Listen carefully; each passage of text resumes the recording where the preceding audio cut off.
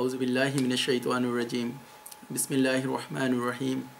আলহামদুলিল্লাহি রাব্বিল আলামিন আর রহমানির রহিম মালিকি ইয়াউমিদ্দিন ইয়্যাকা না'বুদু ওয়া ইয়্যাকা নাস্তাঈন ইহদিনাস সিরাতাল মুস্তাকিম সিরাতাল লাযিনা আন'আমতা আলাইহিম গায়রিল মাগদুবি আলাইহিম ওয়ালাদ-দাল্লিন। আল্লাহুম্মা সাল্লি আলা মুহাম্মাদ ওয়া আলা আলি মুহাম্মাদ কামা সাল্লাইতা আলা ইব্রাহিম ওয়া আলা আলি ইব্রাহিম ইন্নাকা হামিদুম মাজিদ। আল্লাহুম্মা বারিক আলা মুহাম্মাদ ওয়া আলা আলি মুহাম্মাদ কামা বারাকতা আলা ইব্রাহিম ওয়া আলা আলি ইব্রাহিম ইন্নাকা হামিদুম মাজিদ। আসসালামু আলাইকুম। আল্লাহর অশেষ শুকরিয়া গুজার করছি যে উনি আমাদেরকে আবার এখানে আসার তৌফিক দিয়েছেন এবং আমরা যে সিরিজ আলোচনা শুরু করেছিলাম হযরত মুহাম্মদ সাল্লাল্লাহু আলাইহি ইসলামের জীবন কথা ও কাজ, ওইটার আজকে 21তম পর্ব, যেখানে আমরা আজকে কথা বলবো মুসলিমদের প্রতি বিদ্বেষ বা বিরোধিতা কীভাবে কুরাইশরা করেছিল এবং তার ধরনটা কেমন ছিল। এই পর্যায়ে আলোচনা করতে গিয়ে আমরা হতে পারে মধ্যে কিছু উদাহরণ আলোকপাত করব। আর শুরু করার আগে আমি যেটা চাচ্ছি সেটা হচ্ছে গত সপ্তাহে আমরা যে পর্যায়ে আলোচনা করেছিলাম সেটার একটা পর্যালোচনা করার জন্য। গত সপ্তাহে আমরা যেটা করেছিলাম সেটা ছিল যে দাওয়ার যে ধাপগুলো, হযরত ইসলাম দাওয়ার যে বিভিন্ন স্টেজগুলি ওনার লাইফে উনি দেখিয়েছেন, যে প্রথম কোথা থেকে শুরু করতে হবে, যে নলেজ গেইন করা, তারপরে একটা গ্রুপ বা একটা গোত্রের সাথে বিরোধিতা করা, তারপরে গ্র্যাজুয়ালি উনি হিজরত করা এবং তার মাধ্যমে যুদ্ধ বা সমরের মুখোমুখি হওয়া, সেই স্টেপগুলি কথা বলেছিলাম। আজকে এরপরে আমরা যেটা কথা বলেছিলাম যে উনি ওই স্টেজে এসেছেন কীভাবে। উনি এসেছেন প্রাইভেট দাওয়ার প্র্যাকটিসের মাধ্যমে এবং একটা পর্যায়ে এসে আল্লাহ ওনাকে ইনস্ট্রাকশন দিয়েছেন যে উনি পাবলিকলি যেন দাওয়াত দেয়। তারপরে উনি 3 বছর পরে সেই পাবলিক দাওয়ার কাজ করেছিলেন এবং জনসম্মুখে কাজ করেছিলেন এবং যখনই দাওয়ার কাজ করেছিলেন সেই পর্যায়ে এসে উনি বিরোধিতার প্রথম সম্মুখীন হন, অফিসিয়াল বিরোধিতা।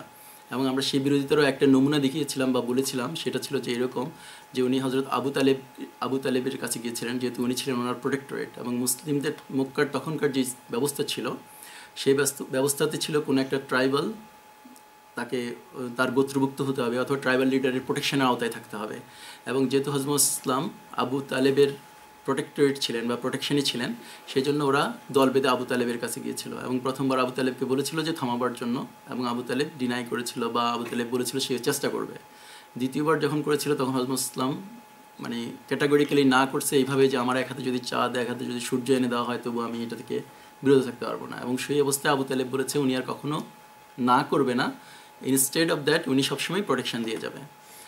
এবং আমরা শেষ পর্যায়ে কথা বলতে গিয়ে আমরা আবু তালেবের এই ইস্যুটা এইভাবে কথা বলেছিলাম যে এটা একটা আল্লাহর স্পেশালিটি, যে আবু তালেব কমপ্লিটলি একটা বিরোধীর থেকেও মানে কমপ্লিটলি কুরাইশ বা কাফের থেকেও উনি হচ্ছে যে হযরত ইসলামকে অল অ্যালং ওনার জীবদ্দশায় উনি সাপোর্ট করেছেন, যেটার মধ্যে একটা হিকমা বা যেটার মধ্যে একটা বিশেষত্ব আছে, আল্লাহর কুদরত আছে, যেটার জন্যই এটা সম্ভব হয়েছিল, না হলে এটা কখনোই হওয়া সম্ভব না।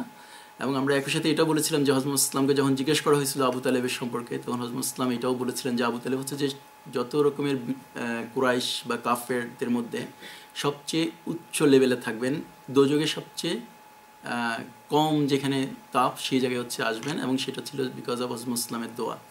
সো আমরা আজকে যেটা মেইন আলোচনা করবো সেটা হচ্ছে যে কীভাবে কুরাইশরা পর্যায়ক্রমে মুসলিমদের বিরোধিতা করেছিল এবং সেটার ধরনটা কেমন ছিল বা তীব্রতাটা কেমন ছিল এবং সেটার স্টেজগুলো কেমন ছিল, এবং একই সাথে কিছু উদাহরণ দেব। এখন এর জাস্ট মূল আলোচনা যাওয়ার আগে আমরা দুইটা জিনিস একটু হাইলাইট করা চাচ্ছি। সেটা হচ্ছে যে সূরা আশ-শুরা, এটা হচ্ছে 42 নম্বর সূরা, এখানে 6 নম্বর আয়াতে আল্লাহ এরকম করে বলছেন যে এবং আমরা এই জন্য আরবি ভাষায় আপনার উপর কোরআন নাজিল করেছি যাতে আপনি শহর মাতা, এটাকে বোঝাচ্ছে মক্কা, ও এর পার্শ্বস্থ মানুষকে সাবধান করতে পারেন ওই সমাবর্তন দিনের, যাতে কোনো সন্দেহ নেই যখন এক পক্ষ বেহেশতে দাখিল হবে আর অন্য পক্ষ জ্বলন্ত আগুনে।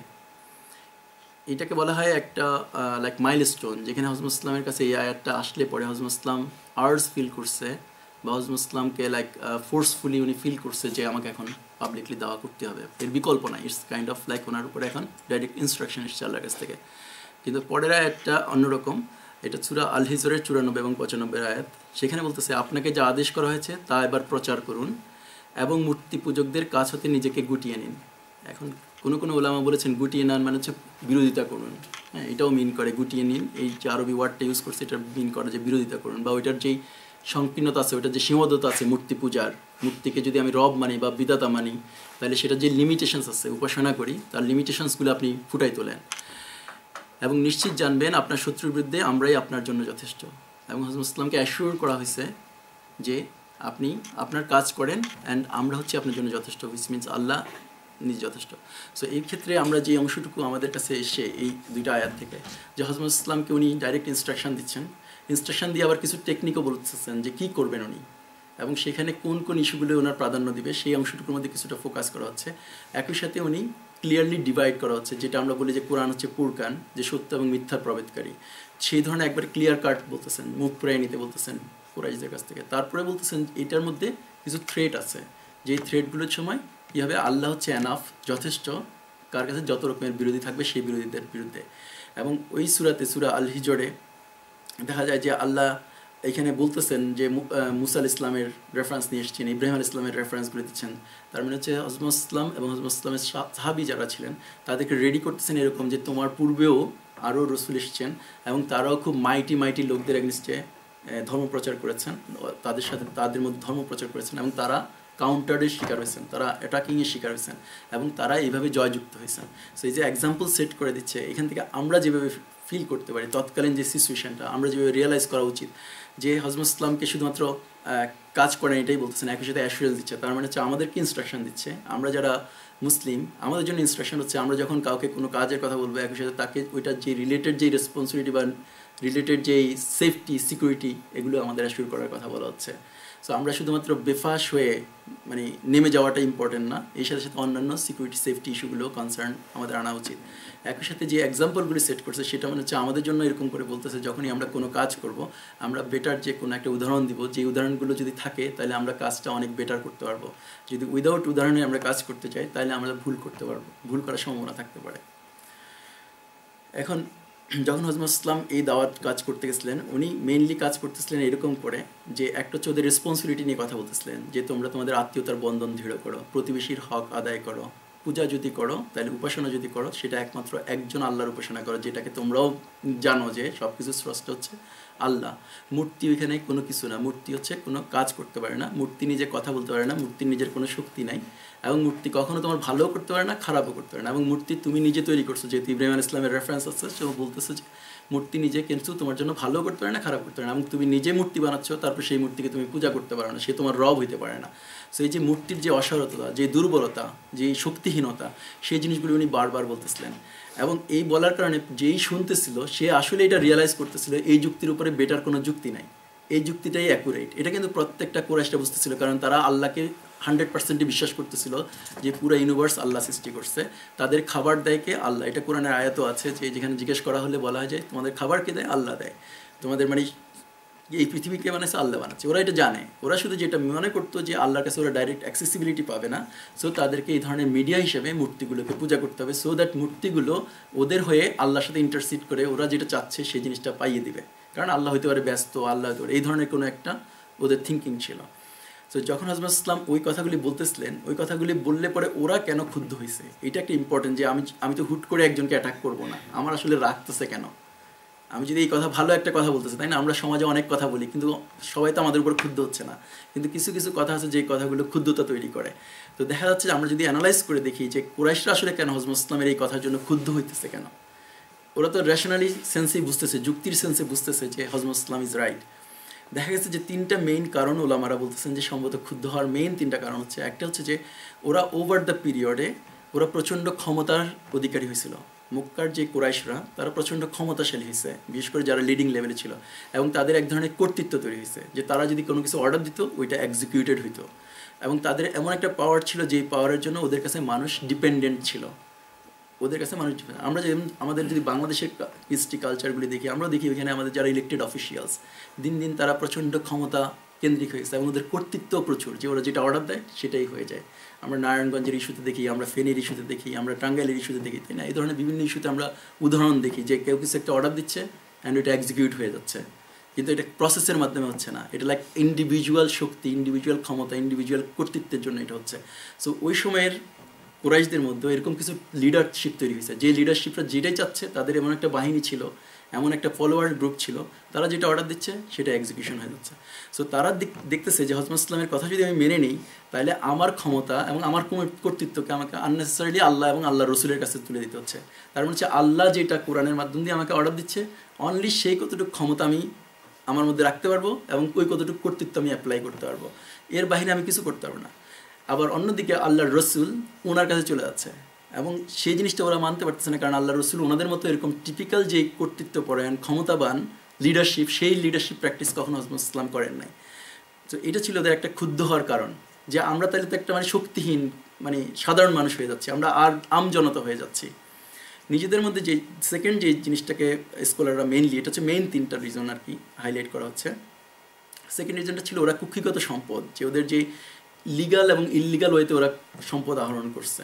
দেখা গেছে যেই পারপাসে যেই সম্পদটা ওরা ব্যয় করার কথা, অন্য 10 জনও ব্যয় করার কথা, ওরা ব্যয় করে না, ওরা ওইখানে হাইড করছে, অথবা কোনো একজনের উপরে কোনো রকমভাবে চাঁদাবাজি করছে, অথবা অন্যায় একটা জিনিস, যেমন আমরা ওই সময় জানি যে বিজনেসের প্র্যাকটিসগুলোর মধ্যে ছিল যে ওই যে হাত গোনা বা বিভিন্ন রকম তীর মারা, তাই না, এরকম বিভিন্ন ম্যাল প্র্যাকটিস, জুয়ারি টাইপের, লেটস আমাদের দেশের এখন ডেস্টিনি, হলমার্ক, তাই না, এই ধরনের কিছু মেকানিজম করে সম্পদগুলো ওদের অল্প কয়েকজন লিডারশিপের কাছে কুক্ষিগত করছে। সো ওদের কাছে হিউজ পরিমাণ অর্থ সম্পদ ছিল।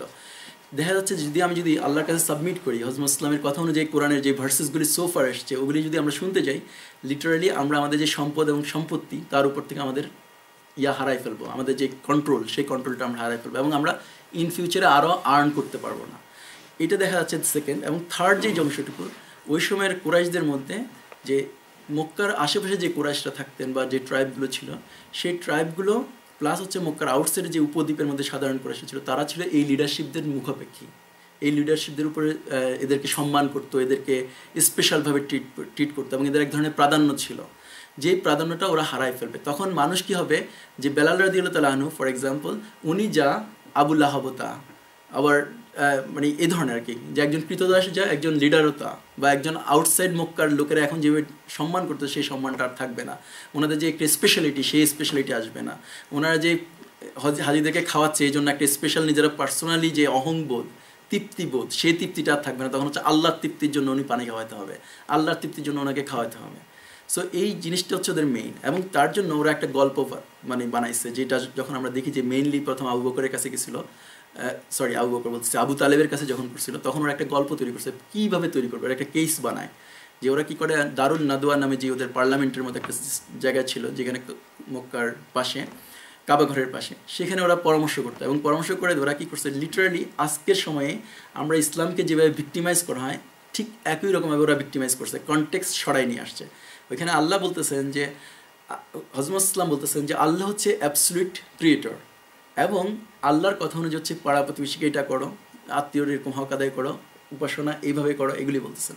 কিন্তু ওরা কী করছে, গল্পটাকে চেঞ্জ করে এইভাবে বলতেছে যে হযরত ইসলাম কিনা মূর্তিকে গালি দিচ্ছে। এই কথা বলে যে মূর্তি কিছু করতে পারবে না, এটা বলা মানে কিনা মূর্তিকে গালি দেওয়া। কিন্তু এখানে লজিকটাকে হারাই ফেলে ওরা যেটা গল্পটা তৈরি করছে, মূর্তিকে গালি দিচ্ছে হযরত ইসলাম। সেকেন্ড বলতেছে মূর্তিকে অবমাননা করতেছে, এবং সেই মূর্তিকে অবমাননা করার মাধ্যমে আমাদের পূর্বপুরুষদেরকে অবমাননা করতেছে। কারণ হচ্ছে আমাদের পূর্বপুরুষরাই তো মূর্তি পূজা করে আসছে। সো যদি মোহাম্মদ এই কথা বলে, তার মানে হচ্ছে সে আসলে আমাদের বাপ দাদাকে অপমান করতেছে। এবং তৎকালীন আমলে মক্কার কুরাইশরা বাপ দাদাকে অনেক সম্মান, স্পেশাল একটা ওদের পজিশন ছিল। সো বাবাকে কখনো করা যেত না। ওরা যখন ব্ল্যাকমেইল করতে চাইতো কাউকে, তখন বলতো তুমি কি তোমার বাবা থেকে বেশি বুঝো। মানে এটা ছিল একটা লাস্ট, যদি কোনো ছেলে কেউ যদি একটু স্মার্ট কোনো কথা বলতো তার সেন্স অফ আন্ডারস্ট্যান্ডিং থেকে, এবং সেটা যদি হ্যাপেন টু বি লিডারের এগেনস্টে যেত, তখন ওই ছেলেকে বোল্ড করে দেওয়ার জন্য তুমি কি তোমার বাবা থেকে বেশি বুঝো, এটা বললে কিন্তু ওই ছেলে বোল্ড হয়ে যায়, থেমে যেত হইতো। সো সেমভাবে ওরা দুইটা পয়েন্ট আনছে। একটা হচ্ছে আমাদের মূর্তিকে সে গালি দিচ্ছে, যেটা কিনা এখন আমাদেরকে বলা হয় যে আমরা স্বাধীনতাকে কিনা চাই না, আমরা স্বাধীনতা অ্যান্টি ফ্রিডম। হ্যাঁ, একই সাথে আমাদেরকে বলা হচ্ছে যে আমরা কি করতেছি, গালি দিচ্ছি, আমরা তাদেরকে মানে মেলাইন করতেছি। তো ঠিক এরকমভাবে ওই সময় তাই করছিল ওই দুইটা জিনিস। বাট আমরা দেখি এরপরে যে কাজটা করছে, এটা একটা কোরআনের আয়াত আছে, যে আয়াত থেকে আমরা এই জিনিসটা ডিরাইভ করতেছি। এখানে বলতেছে, আপনারা জানেন যে খালিদ বিন ওয়ালিদ, ওনার বাবা ছিল ওয়ালিদ ইবনে মুগিরা। উনি ছিল একটু অ্যারিস্টোক্রেট শ্রেণী, he use to be a like special লোক ছিলেন, এই সেন্সে যে ওনার এক ধরনের অ্যারিস্টোক্রেসি ছিল এবং ওনার প্রচুর টাকা পয়সা ছিল এবং সম্পত্তি ছিল, অ্যাজ ওয়েল অ্যাজ ওনার প্রচণ্ড পাওয়ার ছিল।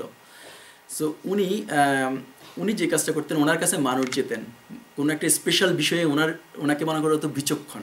হ্যাঁ, একই সাথে উনি ভালো কবি ছিলেন, ভালো কবিতা লিখতে পারতেন, ওনার অ্যানালাইটিক্যাল ক্যাপাসিটি অনেক ভালো ছিল। সো দেখা গেছে ওনার কাছে প্রত্যেকটা গোত্র থেকে 3-4টা গোত্র থেকে ওনার কাছে গেছেন, যে বলছে এখন তো কেস তো এরকম অবস্থা আছে, কারণ আবু তালেব আর অ্যাকসেপ্ট করে নাই। সো আবু তালেব কিছু করতেছে না। সো এখন ওনারা ফার্দার কীভাবে করবে, এখন ব্র্যান্ডিং করতে যাচ্ছেন হযরত ইসলামকে, যে হযরত ইসলাম কী বললে জুৎসভাবে হযরত ইসলামকে আটকানো যায়। কারণ আমরা দেখি এখন আমাদেরকে কিভাবে ব্র্যান্ডিং করা হচ্ছে, মুসলিমদেরকে ইউজুয়ালি টেরোরিস্ট বলে ইয়ে করা হচ্ছে, তারপর আমাদেরকে আল কায়দা করে কয়েকদিন ব্র্যান্ডিং করছে, যখন ওইটার এখন অ্যাপিল কমে গেছে তখন আমাদেরকে আসতেছে এখন ধরেন আইএস, তাই না, ইসলামিক স্টেট, আমরা হচ্ছে এখন ইসলামিক স্টেট নামে ব্র্যান্ডিং করা হচ্ছে মুসলিমদেরকে ইউজুয়ালি। সো ওই সময় এরকম একটা প্রয়োজন ছিল যে যদি আপনি ব্র্যান্ডিং করেন তাহলে সহজেই যে কাউকে আপনি ধ্বংস করে দিতে পারেন, এরকম একটা, বা সহজে আপনি পারেন মানে সব ফোকাসগুলিকে এক জায়গায় আনতে পারেন, গণমানুষের, লিডারদের, সব সোসাইটির বিভিন্ন অ্যাঙ্গেলের লোকদেরকে, সেজন্য ব্র্যান্ডিং করা দরকার ছিল। সো ব্র্যান্ডিং করার জন্য ওয়ালিদ ইবনে মুগিরার কাছে প্রত্যেকটা ট্রাইব থেকে কয়েকজন লোক গেছেন এবং যাওয়ার পরে বলছে যে ওয়ালিদ ইবনে মুগিরা আমাদেরকে একটা আইডিয়া দেন কীভাবে আমরা ইসলামকে আসলে বলবো, কারণ হচ্ছে তার পরবর্তী সময় ছিল হজের মৌসুম আসতেছিল। সো হজের মৌসুম আসতেছিল, ওরা থ্রেটেন ফিল করতেছিল যে যেভাবে সংখ্যা বাড়তেছে মুসলিমদের, হজের মৌসুমে যখন বাহিরের থেকেও আসবে এবং হজ মুসলিমকে যদি অ্যালাউ করা হয় বাইরের লোকদের সাথে কথা বলতে, অবভিয়াসলি ওরা কনভার্ট হয়ে যাবে। সো আমাদেরকে তো এটা থামাইতে হবে। সো এই জন্য প্রি হজ ওরা প্ল্যান করতেছে এবং গণমানুষের জন্য একটা ব্র্যান্ডিং রেডি করতে হচ্ছে, যার জন্য ওয়ালিদ ইবনে মুগিরার কাছে যখন গেল, ওয়ালিদ ইবনে মুগিরাকে বললো, ওয়ালিদ ইবনে মুগিরা তোমরা বলো, বলছিল যে তোমরা বলো, এটা হচ্ছে আমরা ইবনে হিসাম থেকে বলতেছি এই রেওয়ায়াতটা। ওইখানে উনি বলতেছেন যে তখন সাধারণ লিডাররা যারা আসছে তারা বলছে ওকে আমরা কি ওনাকে তার জ্যোতিষী বলি? তখন ওয়ালিদ ইবনে মুগিরা বলতেছে যে না, জ্যোতিষীরা তো নর্মালি জেনারেলাইজ কথা বলে, উপর দিয়ে কথা বলে, কোনো কথার ডেপথ থাকে না। সো কিন্তু আমি তো হজরত ইসলামের মধ্যে অন্তঃশ্বাস শূন্য কথা বের হয় না, যেহেতু অন্তঃশ্বাস শূন্য কথা বলে না, যখন আপনি যেমন কোনো খুনকারের কাছে যান বা কোনো হাত গণনার কাছে যান, তাই না, যাদের অ্যাস্ট্রোলজি আমাদের অনলাইনে এখন আছে, সেই অনলাইনে দেখা যান ওরা দেখবেন যে এমনভাবে কথা বলবে যে আগামী 2015 সালে আপনি উন্নতি করবেন, আপনার শিক্ষা বাড়বে, এমন এমন কথা বলে যে কথার কোনো আসলে বেজ নেই, আপনি কোনো কিছু এক্সাক্ট পাবেন না। সো ওইরকম হচ্ছে জ্যোতিষীরা কথা বলে, কিন্তু হজরত ইসলাম কোনো কিছু এরকম বলেন। হজরত সাল্লাল্লাহু আলাইহি ওয়াসাল্লাম বলছিলেন ডেফিনিটিভ করে কথা, যে যদি তুমি ভালো কাজ করো, যদি তুমি এটা করো, then you will go to the heaven, যদি তুমি খারাপ কাজ করো, অন্যায় করো, etcetera, then you will go to the hell, এবং তুমি আল্লাহকে ছাড়া অন্য কাউকে উপাসনা করছো। এগুলি হচ্ছে প্রত্যেকটা ক্যাটাগরিক্যালি স্ট্রেট ফরওয়ার্ড কথা, এখানের মধ্যে কোনো হাঙ্কি পাঙ্কি নাই, আমরা যেটা টিপিক্যালি বলি না হাঙ্কি পাঙ্কি এরকম করে বোঝাবার জন্য। সো এখানে ওইরকম কিছু না, এখানে স্ট্রেট ফরওয়ার্ড। কিন্তু দেখা যাচ্ছে জ্যোতিষীরা যেটা করে বিভিন্ন রকম অলঙ্করণ করে সেন্টেন্সের মধ্যে, যাতে কিনা মানুষ আসলে ট্রেস করতে না পারে আসলে তাকে কী সাজেস্ট করতেছে। সো তারপরে ট্রাইবাল লিডার আরেকজন বলতেছেন তাহলে আমরা ওনাকে এক কাজ করি, বলি যে পাগল, এটা বলে ব্র্যান্ডিং করে। তখন বলতেছে না, পাগল তো আমি অনেক দেখছি, এটা হচ্ছে মুগিরা বলতেছেন যে আমি তো পাগল অনেক দেখছি, পাগলটা নর্মালি উদ্ভট কাণ্ড কারখানা করে না, আমরাও নিজেরাও দেখছি পাগলদের কাণ্ড, ওইটার সাথে ম্যাচ করে না, হজরত ইসলামের আউল ফাউল তো কথা বলে না, আজে বাজে কথা বলে না, সো এটাও হবে না। তখন আরেকজন বলতেছে আচ্ছা তাইলে আমরা ওনাকে বলি যে কবি, কারণ ওই সময় এটা কবির একটা স্পেশাল আছে, কবিরা কি করে একটু মানে উদ্ভ্রান্ত থাকে, কথা বের হয় একটু পলিশ, কিন্তু জামা কাপড়ে বেশভূষা একটু উদ্ভ্রান্ত থাকে, তাই না। বলছে ওয়ালিদ ইবনে মুগিরা বলতেছে না, ওইটাও তো হবে না, কারণ উনি তো ওইরকম না, ওনার থেকে যেটা বের হয় ওইটার মধ্যে তো একটা মেসেজ আছে, ওনার কথার মধ্যে তো মেসেজ আছে, প্লাস উনিও ওরকম উদ্ভ্রান্ত না, ওরকম বাউন্ডেলে না। তারা বলছে আচ্ছা তাইলে আমরা এটা করে জাদুকর বলি। ওইটা উনি করছে, রিফিউজ করছে, এই কথা বলে যে হজরত ইসলাম তো কাউকে ঝাড়ফুঁক করে না, কাউকে অসুখ ভালো করে দেয় না, এরকম করে না, যেটা কিনা নর্মালি জাদুকররা করে, বা জাদুকরের স্পেশাল ম্যাজিক দেখায়। হজরত ইসলাম তো এরকম কোনো ম্যাজিক দেখাচ্ছে না পাবলিকলি গিয়ে, উনি তো মেসেজ দিচ্ছেন। তখন এটা বলার পরে ওনাকে বলছে তাইলে থাকে আমরা পারতেছি না, আপনিই বলেন। তখন ওয়ালিদ ইবনে মুগিরা হাঁটতেছিল ওনার রুমের মধ্যে, উনি তখন যেই ঘটনাটা করতেছিলেন, যা করতেছিলেন সেটা কোরআন শরীফের আয়াতে আসছে। আমি জাস্ট সরাসরি কোরআন শরীফের আয়াতে, এটা হচ্ছে যে সূরা আল মুদাথ্থিরের 10 থেকে 25 নম্বর আয়াত আছে। আমি যখন এটা পড়তেছিলাম এটা খুবই ইন্টারেস্টিং, তবে চিন্তা করে পড়তে পারলে খুবই ভালো, মানে যখন পড়বেন একটু যদি থেমে চিন্তা করে পড়া যায়, ইটস রিয়েলি ইন্টারেস্টিং, রিয়েলি মজার, রিয়েলি মানে পাওয়ারফুল। এখানে আমি তারপর চেষ্টা করি কুইকলি বলার জন্য। 10 নম্বর সেন্টেন্সটা শুরু হচ্ছে এরকম, আমার জিম্মায় সে যাকে আমি করেছি নিঃসঙ্গ। আমি কবিতার মতো করে বলতেছি, ওইটা জাস্ট একটু করে যেই ভাষাটা ওরকম ইউজ করা যায় আর কি। আমার জিম্মায় সে যাকে আমি করেছি নিঃসঙ্গ।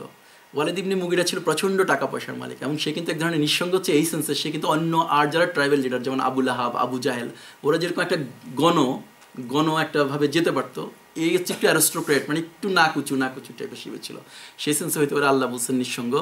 এবং দিয়েছি অপুরন্ত ঐশ্বর্য। আমরা জানি যে এর আগের একটা আলোচনা আমরা বলছিলাম যে কাবা ঘর রিবিল্ডিংয়ের সময় একটা সাইডের পুরো টাকা উনি একাই ফাইন্যান্স করছেন, সো উনি এত ধনী ছিলেন। এবং সন্তানাদিও আমরা জানি ওনার ছেলে খালেদ বিন ওয়ালিদ এবং এটসেট্রা, তার মানে ওনার স্ট্রং সন্তান ছিলেন, সন্তানাদি ছিল। তার জীবনকে করেছি নির্জঞ্জাট আরামদায়ক। তারপরে সে আরও অধিক চায়, কখনো না, সে আমাদের আয়াতের বিরুদ্ধাচরণ করে, আমি তাকে অসম্ভব বিপদের মুখোমুখি করব, সেই তো ভাবলো ও চক কষলো। এখানে যে আমি তাকে অসম্ভব বিপদের মুখোমুখি করবো। এই প্রত্যেকটা আয়াত কিন্তু লাস্টে আবার দেখা যায় ফিউচারিস্টিক যেগুলো সেগুলো কাজে লাগছে, কারণ উনি ছিলেন যে প্রথম ওই যে যুদ্ধ করতে গেছিলেন যে বদরের যুদ্ধে, এবং এখানে উনি মারা যান আর কি। এবং ওই যুদ্ধটা ছিল এরকম, উনি যখন যুদ্ধ করতে গেছেন ডাকছেন যে মুসলিমদের থেকে কেউ আগে আসতে ফাইটিং করার জন্য, তখন গেছিল আনসাররা গেলে ওনার জন্য এটা খুব প্রেস্টিজ, কারণ উনি নাক উঁচু তো সব অন্যটাকে স্নোবিশ টাইপের। সো ফিল করছে যে আনসাররা আবার কে আমার সামনে এসে আমার সাথে যুদ্ধ করতে আসতেছে, সো তোমরা যাও কুরাইশদের থেকে মানে ভালো বংশ দিয়ে কাউকে পাঠাও আর কি আমার সাথে যুদ্ধ করতে। দেন হামজারা দিল তাহলে হনুমানের সাথে ফাইট করতে গেছিলেন। সো উনি হচ্ছে ওরকম, এবং এটা ছিল ওনার জন্য। এখানে যখন আল্লাহ বলতেছে যে অসম্ভব বিপদের মুখোমুখি করবো, এটা আমি যখন ইংরেজি দিয়ে ট্রান্সলেট করতেছিলাম, ইংরেজি যে ওয়ার্ডটা, ওই ওয়ার্ডটার মিনিংটা হচ্ছে লাইক আপনি লাইক এমনভাবে অপমানিত হচ্ছেন আর কি, মানে এটা সাইকোলজিক্যাল অপমানের মতো, মানে স্ট্রেট অপমান যে আপনি খুব হিউমিলিয়েটেড হচ্ছেন, এরকম একটা সেন্সে ওই ওয়ার্ডটা। সেই তো ভাবলো ও চোখ কষলো, এই যে এখন যে চোখ কষতেছে সেটা, তার উপর গজব কীভাবে সে তা করলো, আবারও তার উপর গজব কীভাবে সে তা করলো। সে ভাবলো মানে যে ভাবতেছে, ব্রু কুচকালো, বিরক্তিভাব দেখালো, কারণ একদিকে হেঁটে যায় এমনি একটু ঘুরে আবার আসে। আমরা অনেক সময় দেখি যে আমাদের বাংলা সিনেমার মধ্যে ভিলেনদেরকে দেখা যেত না, এরকম করে হাঁটাহাঁটি করে পায়চারি করে ঘুরে, ওইরকম টাইপের কিছু একটা মিন করছে। তারপরে বলতেছে তার উপর গজব, ব্রু কুচকালো, বিরক্তিভাব দেখানো, পেছন ফিরলো পূর্ণ অহংকারের সাথে তারপরে মানে ঘুরে আসছে, তারপরে বলে উঠলো এটা কিছুই না পুরোনো দিনের জাদু। ওদেরকে লাস্টে উনি বলতেছেন যে এটা কিছুই না পুরোনো দিনের জাদু, এটা কিছুই না মামুলি একটা মানুষের উচ্চারণ, আমি তাকে আগুনের স্বাদ নেওয়াবো। এখানে যখন উনি বলতেছেন এই জাদু, এখানে যেটা মিন করতেছেন সেটা হচ্ছে যে হযরত ইসলাম হচ্ছে যে অ্যাকচুয়ালি একজন জাদুকর, যা তারপর উনি এটা হচ্ছে এইখানে আছে হিসামের মধ্যে আছে, যেখানে উনি বলতেছেন জাদুকরের ব্র্যান্ডিং, এবার হচ্ছে ব্যাখ্যা। এমন এক জাদুকর, যেই জাদুকরের কথা যদি কেউ শুনবে তাহলে ওর ভাইয়ে ভাইয়ে পার্থক্য হয়ে যাবে, গোত্রে পার্থক্য হয়ে যাবে, স্বামী স্ত্রীর বিচ্ছেদ হয়ে যাবে, মানে everything. So never ever take the risk to talk to him, জিনিসটা হচ্ছে এরকম। সো জাদুকর বলবা, কিন্তু জাদুকরের সাথে এই কথা বলবা যে ওর সাথে যদি মোহাম্মদ সাল্লাল্লাহু আলাইহি ওয়াসাল্লামের সাথে যদি কথা বলো, সাথে সাথে তোমার ভাইয়ে ভাইয়ে বিচ্ছেদ হয়ে যাবে, তোমার স্বামী স্ত্রী বিচ্ছেদ হয়ে যাবে, তোমার গোত্রে বিচ্ছেদ হয়ে যাবে। সো মানে মানুষকে এমন একটা প্যানিকিং ভয় তৈরি করে দিচ্ছে যে কেউ সাহস করে আর কথা বলার বা কথা শোনার ওই যেন ইয়ে থাকে না। সো যখন এই ব্র্যান্ডিংটা হলো, তারপরে হযরত ইসলামকে মেইনলি আর কি ওরা ওই পরে যে হজ আসছে সেই হজ থেকে এই ব্র্যান্ডিংয়ের আওতায় ওরা বিরোধিতা করছে। বাট আমরা এরপরেও প্রথম আরেকটু করি যে এইভাবে যে হজটা তখনই শুরু হয়নি, হজটা শুরু করছে আরও 2 মাস 3 মাসের মধ্যে। এর মধ্যে যেভাবে শুরু করছে ওরা যে বিরোধিতা, সেখানে ছিল ওরা 25 জনের একটা টিম করছে। সেই 25 জনের টিমের মধ্যে সবার প্রদান করছে ওরা ওদের হযরত ইসলামের চাচা আবু তাব্বাতিয়াদা সূরাটা আসছে না, আবুল আহাবের কে সভাপতি করে বা আবুল আহাবকে হেড করে। তখন ওর প্রেক্ষিতে ওনারা প্রথম ধরনের যেই দেখা যাচ্ছে যে যেই টাইপের টর্চারগুলি হযরত ইসলামকে করতো, হযরত ইসলাম বা মুসলিমদেরকে করতো, সেটা ছিল এরকম যে নর্মালি হাসি ঠাট্টা করতো, ভেংসি কাটতো, বিদ্রুপ উপহাস করতো, এবং দেখলে পরে মিথ্যাবাদী, পাগল এই জাতীয় কথাবার্তা বলতো। এবং এগুলি আল্লাহ কোরআনে আবার এই জিনিসগুলো এসছে। এরকম করে কোরআন দেখা যাচ্ছে যে প্যারালালি চলতেছিল, হযরত ইসলামের লাইফগুলি ঘুরতেছিল। কোরআন কখনো কখনো অ্যাডভান্স মেসেজ দিচ্ছিল, কখনো কখনো হচ্ছে যে কোনো একটা ঘটনা হয়ে গেলে কোরআন সান্ত্বনামূলক ইয়ে দিচ্ছিল, অথবা কোনো কোনো সময় মনে হচ্ছে কোরআন যদি রেকর্ড করতেছিল হোয়াট ইজ হ্যাপেনিং, এরকম মনে হয়। 3টে স্টেজে, একটা হচ্ছে পাস্ট, একটা হচ্ছে ইন ফিউচারে যেটা, আরেকটা হচ্ছে like parallel, like history recorded হচ্ছে। এই জন্য এইভাবে কোরআনের আয়াতগুলো হযরত ইসলামের লাইফের সাথে অঙ্গাঙ্গিভাবে জড়িত হয়েছে। যেমন উনি বলতেছেন, আল্লাহ বলতেছেন সূরা 4 নম্বর সূরার আয়াত নম্বর 38 যে ওরা বিস্ময় বোধ করছে যে ওদের কাছে ওদের মতে হতে একজন সতর্ককারী এলো, এবং কাফেররা বললো এ তো এক জাদুকর, মিথ্যাবাদী। জাস্ট হ্যাপেন টু যখন বলতেছে যে উনি মিথ্যাবাদী, উনি জাদুকর, ওই টাইপের আয়াতগুলো। তারপরে ধরেন আরেকটা আয়াত সূরা 51 নম্বর আয়াত নম্বর 68, এখানে বলতেছেন যে তখন তারা যেন তাদের তীক্ষ্ণ দৃষ্টি দিয়ে তোমাকে আশ্রয় ফেলে দেবে এবং বলে এ তো পাগল। এটা বোঝাচ্ছে যে এরকম যে হযরত ইসলাম কিছু সাহাবী যখন চলতেন ফিরতেন তখন ওদের দিকে মানে এমনভাবে তাকাইতো, মানে ভাবকান হচ্ছে যে চোখ দিয়ে আর কি ওকে ছিন্ন বিচ্ছিন্ন করে দেবে রেগে, এরকম সেন্সিটিভিটিতে আসতেছিলেন। এবং এই উপহাসের ধরনটা একটা সার্টেন সময় পর্যন্ত চলছে। এই উপহাসগুলি করতে গিয়ে দেখা যাচ্ছে যে ওরা কার্সিং করতো, আল্লাহকেও কার্সিং করতো অনেক সময়, আবার মোহাম্মদ ইসলামকে তো কার্সিং করতোই, কিন্তু ইন এডিশন টু দ্যাট আল্লাহকেও কার্সিং করতো। এই জন্য এই জিনিসটাকে ইসলাম অপছন্দ করে।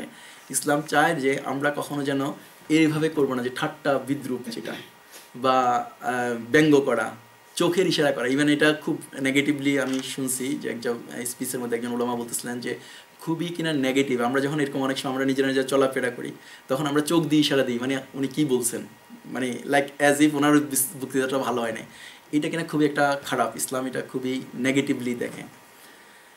সো দ্বিতীয় ধরনটা হচ্ছিল এরকম, যেটা আপনি দেখবেন যে ইন্টারেস্টিং আরেকটা জিনিস, সেটা হচ্ছে হজরত ইসলামের লাইফে যে 5-6টা মেইন স্ট্র্যাটেজি নেওয়া হয়েছে যে বিরোধিতা করার জন্য, যে টেকনিকগুলি অ্যাপ্লাই করছে কুরাইশরা, ওই সেম টেকনিকগুলো গত 1400 বছর থেকে ইসলাম বিরোধীরা ওই শুধু ওই কয়টা টেকনিকের মধ্যে আছে, মানে ম্যাক্রো লেভেলে ওই কয়টা। একটা হচ্ছে গালি দেওয়া, মিথ্যাচার করা, ঠেস দেওয়া। যেমন আপনি ধরেন এখনকার সময় আমরা যদি টিপি পড়ি, পাঞ্জাবি পড়ি, তাই না, দাড়ি রাখি, আমরা বিভিন্ন রকম কিন্তু কমেন্টের শিকার হই, তাই না, আমাদেরকে পলিটিসাইজ করা হয়, আমাদেরকে ভিক্টিমাইজ করা হয়, আমাদেরকে ট্যাগ লাগানো হয়। সো সেই রকম এটা এখনও কিন্তু চলতেছে, ওই সময় এটা ছিল, এখনও চলতেছে, এর বাইরে কিন্তু কিছু যাবে না। এবং এই কয়টাই কিন্তু কোরআনেও আবার সেম কথাগুলো আছে। সো এর বাইরে কিছু করার কুরাইশদের কোনো, বা সরি কাফেরদের কোনো, বা নন বিলিভারদের কোনো ক্ষমতা নাই, আর ফার্দার কিছু হবে না, এই কয়টার মধ্যেই থাকতে হবে।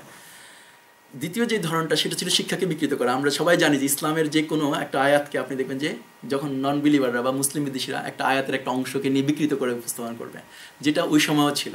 বলতেছে যে দ্বিতীয় ধরনটা ছিল শিক্ষাকে বিকৃত করা, ইসলামকে বিকৃত করে উপস্থাপন করা, সন্দেহ অবিশ্বাস সৃষ্টি করা, মানে আগে পিছে এমন কিছু দেওয়া যে সাসপিশিয়ান, অবিশ্বাস তৈরি করা। দেন মিথ্যা প্রপাগান্ডা ছড়ানো, যেটা কোনো নিউজ নাই কিন্তু আমরা দেখি যে গণহারে CNN, BBC, আল জাজিরার মধ্যে কিন্তু নিউজ চলে আসতেছে না।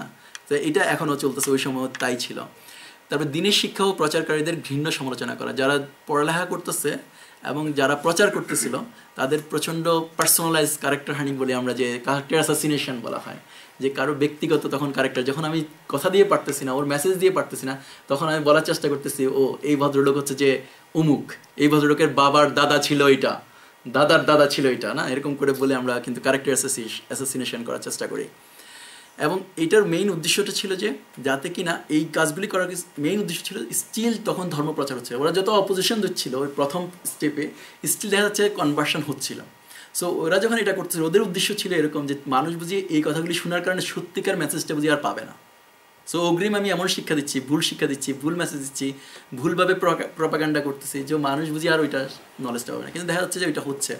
তখন আল্লাহ আবার বলতেছে, যেমন একটা আয়াত আছে যেরকম 4 নম্বর সূরা 25 নম্বর আয়াত, এখানে আল্লাহ বলতেছেন যে এটা মিথ্যা ব্যতীত কিছুই নয়, সে এটা উদ্ভব করেছে এবং ভিন্ন সম্প্রদায়ের মানুষজন তাকে সাহায্য করেছে। এটা হচ্ছে যে ওরা একটা কথা বলতেছিল যে হজরত ইসলাম যে কোরআনের যে আয়াতগুলি বলতেছে এটা হচ্ছে ভিন্ন সম্প্রদায়ের, কারণ জিবরাইল ইসলাম কখনো কখনো মানুষের ফিগারে আসতো না, আমরা আগের একটা আলোচনায় বলতেছিলাম। তো ওরা জানতো যে একটা মানুষ আসে যেটা হজরত ইসলামকে শেখায়, কিন্তু কোন জায়গা থেকে আসে, কেমনে আসে, কখন আসে, কোন দিক দিয়ে আসে, এটা ওরা ট্রেস করতে পারতো না। সো ওরা বলতেছিল যে একজন মানুষ এসে ওকে শিখায়, এটা আসলে মোহাম্মদ ইসলামের নিজের কথা না, আল্লাহ ওনার সাথে ডাইরেক্ট কথা বলতেছেন, একটা মানুষ এসে শেখায়, যে জন্য আল্লাহ আবার এখানে বলতেছেন যে এটা মিথ্যা ব্যতীত কিছুই নয়, সে এটা উদ্ভাবন করেছে এবং ভিন্ন সম্প্রদায়ের একজন তাকে সাহায্য করছে। এই যে ট্যাগিংটা লাগানো বা এই যে ওনার বিরুদ্ধে বলা, সেটার এগেইনস্টে কথা বলছে। তারপর কেউ কেউ বলতেছিল যে এগুলো তো সেকালের উপকথা যা সে লিখিয়ে নিয়েছে, কারোর মাধ্যমে লেখায় নিয়েছে। হ্যাঁ, তো আবার ওরা অনেক সময় ক্যারেক্টার অ্যাসোসিয়েশনের ক্ষেত্রে এরকম করে বলতো যে ফর এক্সাম্পল যে হজরত ইসলামকে কেন্দ্র করে যেটা বলতো যে ওরা বলে এ কেমন রসুল যে আহার করে এবং হাটে বাজারে চলাফেরা করে।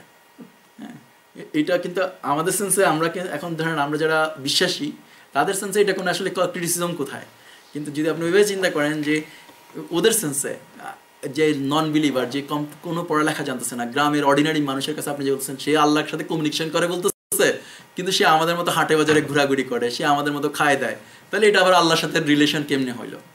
তখন ওদের যারা সাধারণ মানুষ ওদের জন্য কিন্তু কঠিন হয় যখন ইসলামের কথাটা তখন শোনার জন্যে। দেন তৃতীয় ধরনের যেটা ছিল, এটার একটা ইবনে হিসামের মধ্যে এটার একটা এক্সাম্পল আছে, আমি এক্সাম্পলটাই নিয়ে আসি।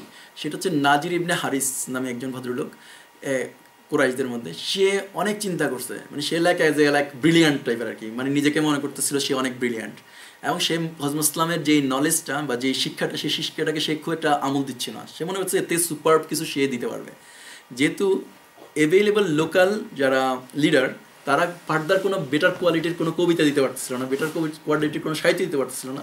সে মনে করতেছিল হজরত ইসলামের কথাগুলি যেহেতু ইব্রাহিম আল ইসলাম, মুসা আল ইসলাম, না অন্যান্য নবী রসুলদের কথা, স্পেশাল লোকদের কথা, ফেরাউনের কথা, যেগুলির মধ্যে একটা ডেপথ ছিল, ওয়েট ছিল, তো ওরা মনে করছে সেও এরকম কিছু একটা যদি আবিষ্কার করতে পারে তাহলে ভালো। এই জন্য সে কুরাইশদের লিডারদের সাথে পরামর্শ করছে, যেহেতু তোমরা পারতেছো না, আমি গেলাম, আমি নিয়ে আসতেছি এটার অ্যাগেনস্টে কাউন্টার একটা জিনিস। এই জন্য সে কী করছে, পারস্যতে গেছে ভিজিট করতে, এবং ভিজিট করে গিয়ে ওদের যে সাহিত্য পাইছে এখানে রুস্তম, হ্যাঁ সোহরাব রুস্তম বা এরকম কিছু একটা ওদের পুরনো টাইপের সাহিত্য, বা ওই যে পারভেজ, ওদের যেসব রাজাদের জিনিসপত্র লেখা আছে, বা ওদের যুদ্ধের যে জয়গাথাগুলো লেখা আছে, একই সাথে সে কিনা বাইজেন্টাইনদের এদিকে এসে ওইখান থেকেও কিছু নিচ্ছে, আলেকজান্ডারের উপরে, আলেকজান্ডারের জীবন যাপন এগুলি সে সংগ্রহ করছে, সংগ্রহ করার উপরে সে এগুলি মুখস্থ করছে বা সেগুলি তার মধ্যে আয়ত্ত করছে।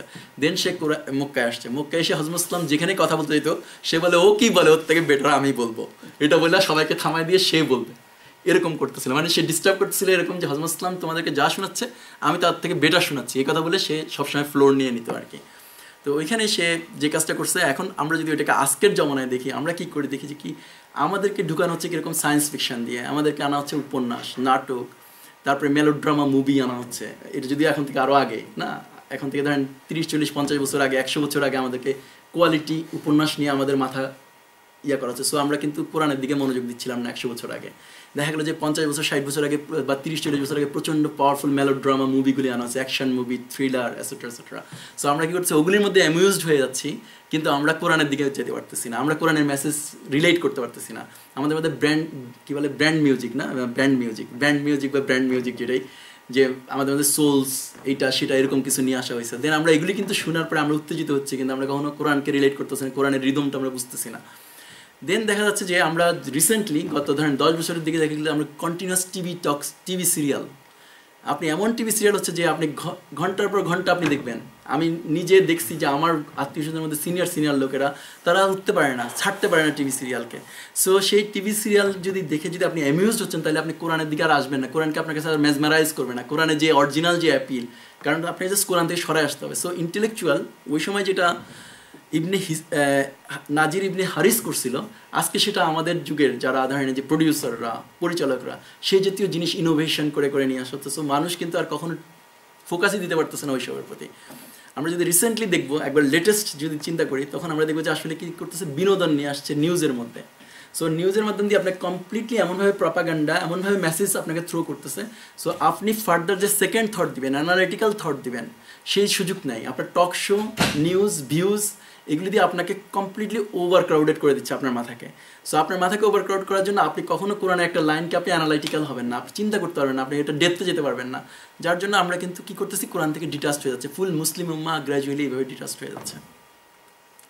আমরা যদি চতুর্থ ধরন দেখি, এখানে হচ্ছে যে এখানে এসে দেখা যাচ্ছে ওরা কী করছে, কুরাইশরা ছাড় দেওয়া নেওয়া পলিসি, যেটা অনেক আমরা যে ডেমোক্রেসির ক্ষেত্রে বলি না, আমরা গভর্নমেন্ট এবং বিরোধী দল কী করে সবসময় নেগোসিয়েশনের মাধ্যমে কাজ করতে বলে, যে ওকে ঠিক আছে তোমার ডিমান্ড হচ্ছে যে গরিবই হটাও, আমার ডিমান্ড হচ্ছে ইন্ডাস্ট্রিকে বাড়াও। সো যেহেতু ইন্ডাস্ট্রি বাড়াইতে তুমি দিবা না, আমি গরিব হটাতে পারো না, সো লেটস সে আমরা 10% গরিব এই বছর হটাবো, 2% ইন্ডাস্ট্রিকে বাড়াবো, কিছু একটা এরকম যে নেগোসিয়েশন করে, অনেকটা ওই রকম ওরা করছে।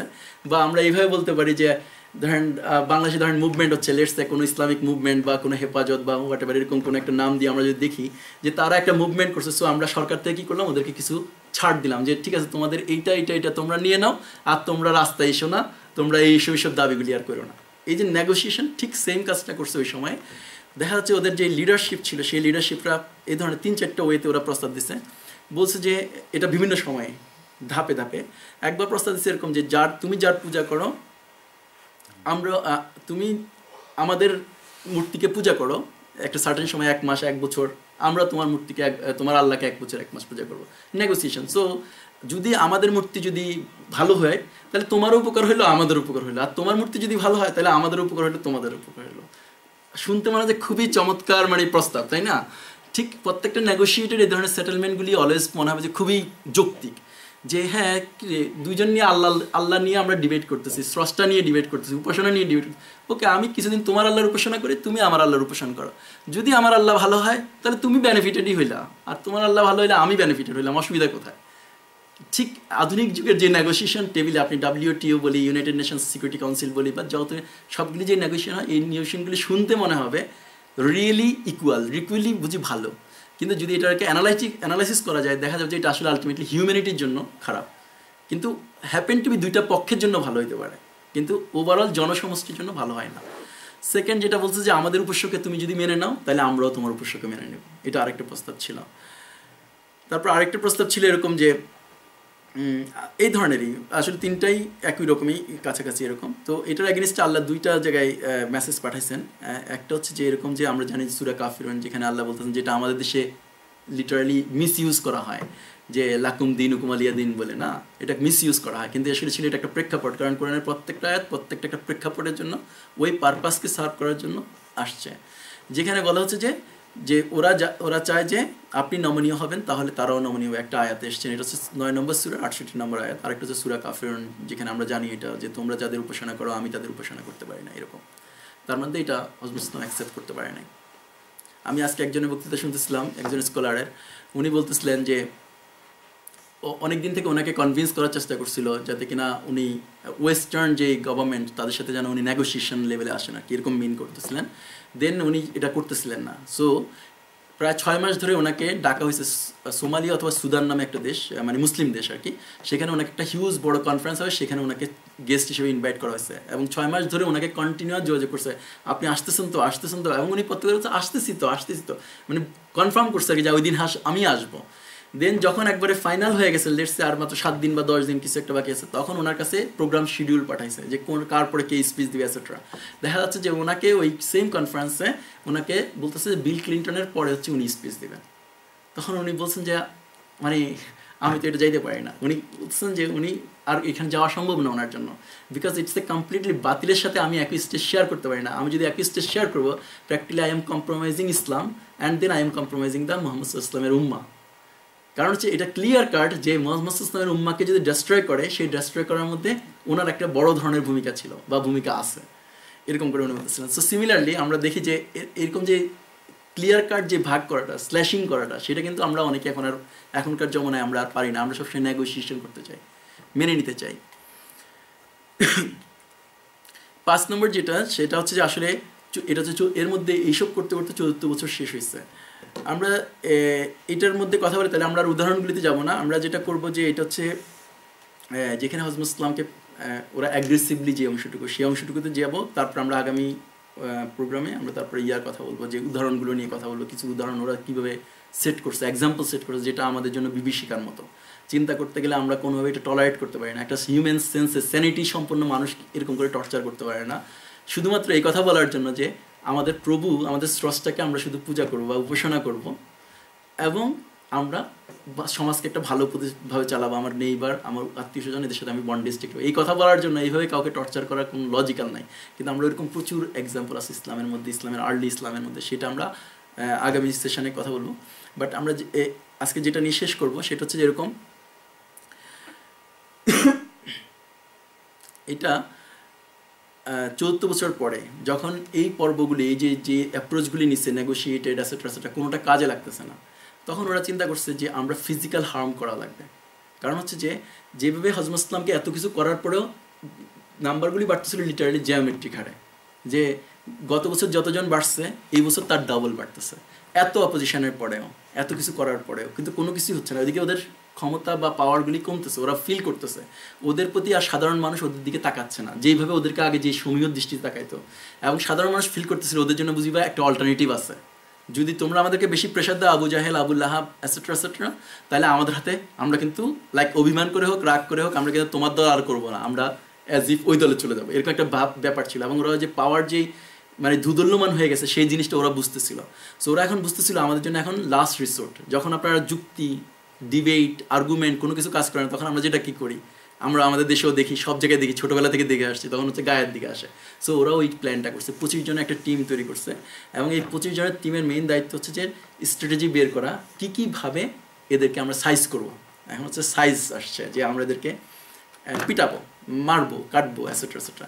তো ওই জন্য দেখা গেছে যে এখানের মধ্যে একটা বড় ভূমিকা ছিল আমাদের পরবর্তী মুসলিম হয়েছেন হযরত ওমর রাদিয়াল্লাহু তাআলা আনহু।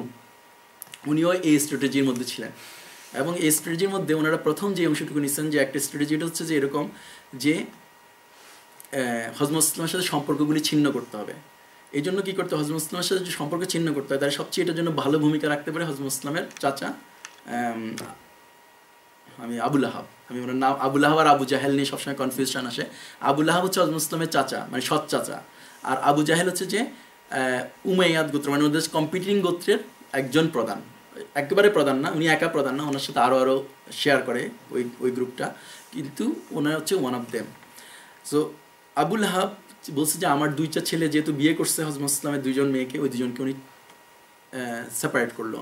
তারপর হচ্ছে যে উনি ওনাকে ফিজিক্যাল হার্ম করবে, এই জন্য ওনার ওয়াইফকে উনি বলছেন, এবং উনি নিজেও, সেটা হচ্ছে হজরত ইসলামকে বাসার সামনে কাটা দিয়ে রাখবে। হজরত ইসলামের যখনই রান্না করতেছেন, ওনারা তো রান্না করতেন উঠানে বা এরকম, সো ওইখানের মধ্যে পশুর কোনো একটা ময়লা জিনিস থ্রো করে ফেলে দিল, এরকম করে টর্চারিং করে করতে উনির দিক থেকে শুরু করলো, মানে বা অ্যাগ্রি করলো যে আমি হচ্ছে হজরত ইসলামকে করবে কে, হজরত ইসলামের রিলেটিভ হজরত ইসলামকে। এবং হজরত ইসলাম কেন অন্য কেউ করতে পারতেছিল না, রিজন হচ্ছে যে আবু তালেব এত পাওয়ারফুল ছিল, কিন্তু উনি রিচ ছিল না, কিন্তু উনি পাওয়ারফুল ছিল। সো দেখা যাচ্ছে যে ঠিক এরকম আবু তালেবের একটা পজিশনটা ছিল এরকম, একটা এমন একটা অথরিটি ছিল যে অথরিটির জন্য মক্কার কেউ, যেহেতু আবু তালেব ডাইরেক্ট প্রোটেকশন দিচ্ছে হজরত ইসলামকে, কেউ হজরত ইসলামকে ডাইরেক্ট টাচ করার কোনো ক্ষমতা নাই, যত পাওয়ারফুল, যত শক্তিশালী, যত কিছু করতে পারতেছিলেন না।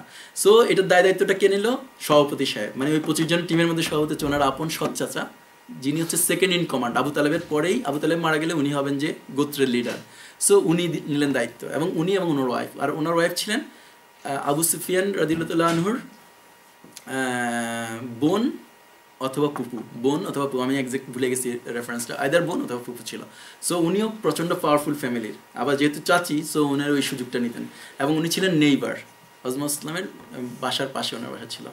দেন আমরা বললাম ওইটা। আর হজরত ওমর রাদিয়াল্লাহু আনহু যেটা ডিক্লেয়ার করছেন যে প্রত্যেক গোত্র, তার গোত্রের যদি কেউকে পাবে মুসলিম, তাহলে সে যেটা ইচ্ছা করবে সেটা করতে পারবে। এটা হচ্ছে গোত্র গোত্র অনুযায়ী ভাগ করে নিল। সো যেটা যে গোত্র, যেমন বনু হাশিম গোত্রের একজন ভিলেন থাকবে, সে ভিলেন বা এই 25 জনের মধ্যে একজন, যে হচ্ছে বনু হাশিম গোত্রকে মারবে, কাটবে, যা করার করবে।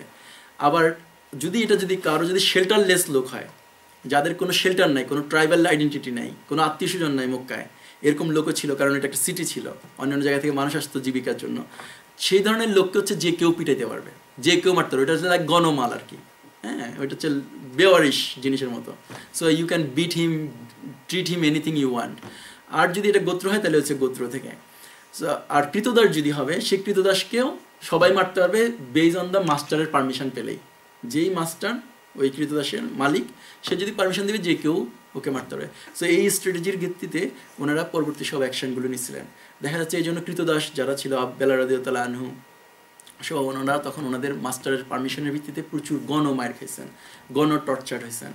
অন্যদিকে দেখা গেছে গোত্রের মধ্যে দেখা গেছে যে হযরত ওমর রাদিয়াল্লাহু আনহুর গোত্রের যারা কনভার্ট হয়েছে, ওদেরকে হযরত ওমর রাদিয়াল্লাহু আনহু নিজে পিটছেন। ইভেন আমরা একটা জানি যে একটা মেয়েকে উনি এমনভাবে মারছেন, মারতে ওই মহিলা কোনো চেঞ্জই হচ্ছে না।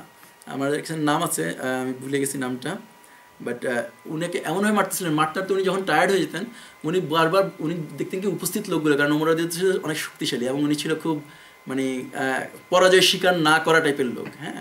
সো যখন পিটাইতেন, উনি আর যখন মারতে পারতেন, তখন উনি দাঁড়া যেতেন, দাঁড়া গেলে মনে করতেন, উনি নিজে নিজে মনে করতেন যে আশেপাশের লোক বুঝি আমাদের তাকায় আছে, যে আমি বুঝি ওর প্রতি মায়া দেখাচ্ছি। তো আমি কিন্তু ওকে মায়া করতেছি না, আমি টায়ার্ড হয়ে গেছি, এই জন্য একটু থামছি, আবার মারতেন। সো জাস্ট চিন্তা করেন ওনাদের প্যারোসাসনেসটা, ওনাদের থিঙ্কিংটা ওই সময় কেমন ছিল। সো আমরা এগুলি কতগুলি কমন জিনিস জানি, যেমন বেলাল রাদিয়াল্লাহু আনহুর উপর টর্চার, বাস কিছু কিছু এক্সেপশনাল ছিল, সেই অংশগুলো আমরা আগামী ইয়েতে কথা বলবো। সো এতটুকুই আজকের জন্য। যদি কারো কোনো কিছু শেয়ার করা থাকে, কোনো ফার্দার কোনো কিছু যোগ করা থাকে, বা কোনো কিছু ইয়ে থাকে, সেটার উপরে কথা বলতে পারেন। আখির দাওয়ানা আলহামদুলিল্লাহি রাব্বিল আলামিন।